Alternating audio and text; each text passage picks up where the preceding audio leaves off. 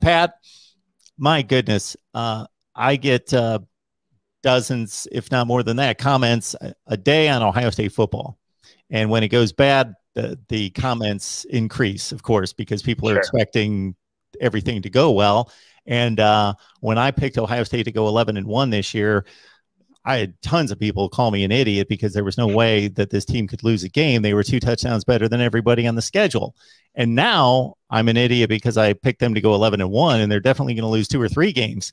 So the other thing about this is that a week ago Friday, I was hearing collectively from people that Ryan Day, one of the reasons why I didn't know what I was talking about is that Ryan Day was incapable of losing a regular season game or a Big Ten game.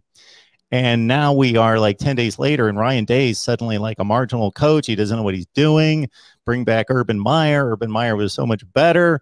And I just think people are all over the place when it comes to this football team and this program. These concerns, at least in my estimation, are valid. The concerns about the defense, the concerns about Stroud. Is he going to turn into an elite quarterback, or is this what he's going to be for his career? I think all of those are valid concerns. These issues are real, but at the same time, my goodness,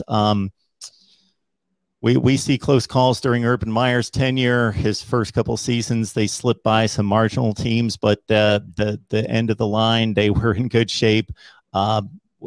And again, had we had this conversation after a week 2 loss against Virginia Tech in 2014, nobody was predicting a national championship. So I'm not saying that that's just automatically going to happen. It's going to take fixing issues and a lot of work for them to get to where they need to be. People see Penn State and Iowa and other teams succeeding in the Big Ten.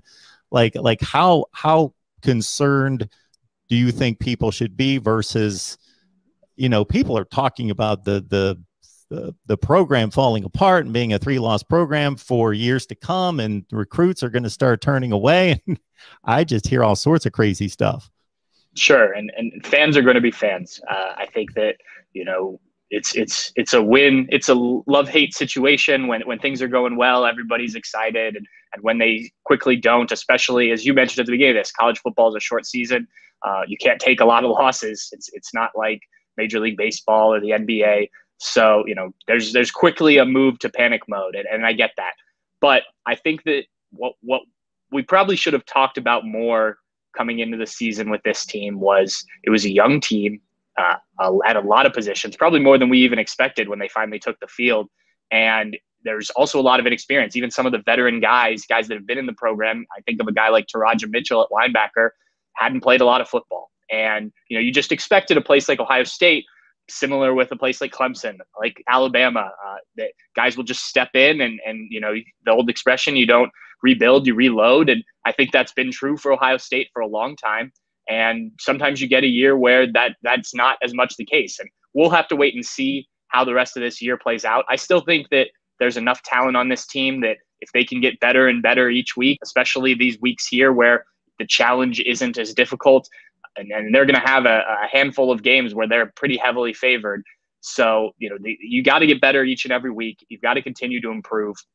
And I think if you look around college football right now, aside from maybe Alabama, who, had their struggles a little bit against, well, more than a little bit against Florida, and Florida's a good team, I don't see, again, outside of Alabama, I don't see a juggernaut. I think that if you get into the college football playoff at the end of the year, then you have a chance. And even in the Big Ten, as good as Penn State looked on Saturday night against Auburn, I'm still not sure Auburn's a great team this year.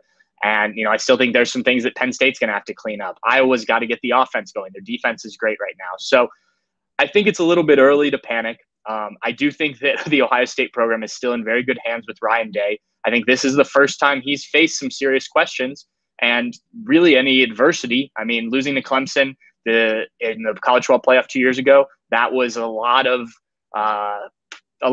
hate was put on the refs, on the team. Losing to Alabama last year, I think a lot of people understood what a weird season that was for the Buckeyes and how good that Alabama team was. So Ryan Day hasn't faced a lot of heat, and now questions are being asked, and this is part of the job when you're Ohio State's head coach. I think that he will come out the other end. Maybe they don't win the Big Ten this year, which I still think they are very much in line to do, but I think he's still building a very good program. And obviously the first 2 years, they had a lot of talent left over from the Urban Meyer reign, and they're continuing to add talent. The recruiting hasn't fallen off. So, I think it's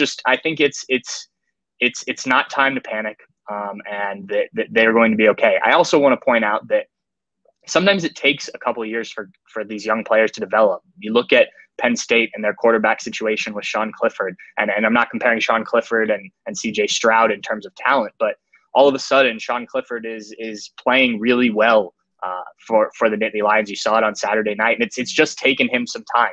Not every quarterback, not every linebacker, defensive line, whatever the position is, steps in, even if they are highly recruited, steps in right away and is a star. Sometimes it takes a little bit of time, and Ohio State may have more of those guys right now than they expected as well. So, I'm still very much on the Ryan Day train.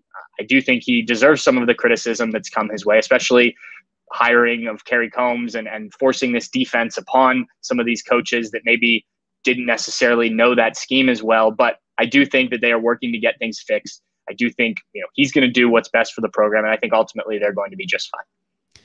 I think it's going to be a fascinating race in the Big Ten, because this is still by far, from a talent perspective, the best roster.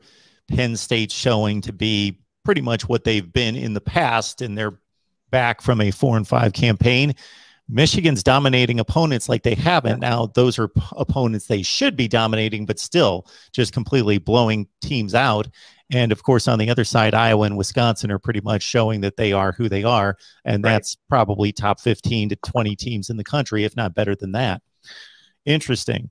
All right. Pat Murphy, Bucknuts, 247 Sports. Pat, we appreciate you breaking things down. The information, the insights, exceptional. Thank you so much. Absolutely. Anytime.